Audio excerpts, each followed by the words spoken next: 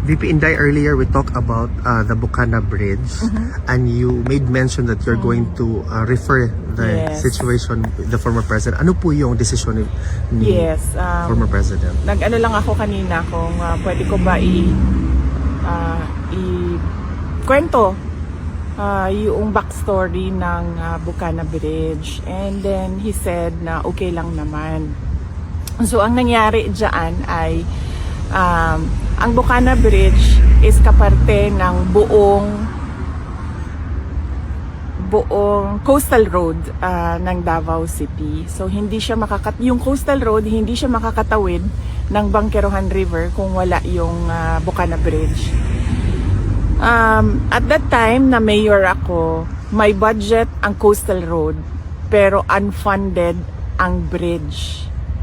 And it was made known at the time to former President Duterte that the bridge is unfunded. At siya ay naghanap ng paraan para mabigyan ng pondo yung bridge. So noong nakahanap siya ng pondo ay sinimulan yung negotiations, sinimulan yung mga planning, lahat ng paperworks para doon sa bridge na yon ay sinimulan na.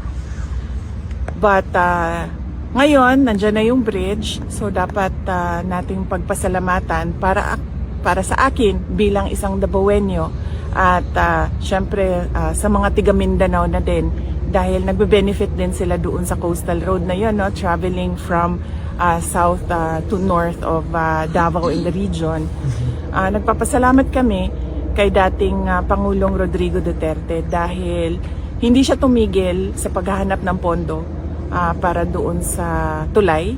At syempre nagpapasalamat tayo sa People's Republic of China dahil buong-buo nila binigay yung entire cost ng tulay na iyon. So walang gastos ang City Government of Davao, walang gastos ang Pilipinas para tayo magkaroon ng bridge na yon. At napakahalaga ng bridge na yon dahil hindi mag-connect ang south to north kung wala yung bridge. What is your reaction, VP, with the statement of President Bongbong Marcos saying that this is one of the 4 legacy projects under his administration so far? Basta sa akin, yun na lang. Bilang Davaoenyo at bilang Mindanaon, nagpapasalamat ako kay dating Pangulong Rodrigo Duterte dahil ang totoo talaga niyan, alam niya at the time yung problema ko bilang mayor. Now, may coastal road, may budget ang coastal road, pero wala kaming budget para sa tulay. At and yes, as I said, yung source of fund, ang People's Republic of China, sila yung pinagpapasalamatan ko.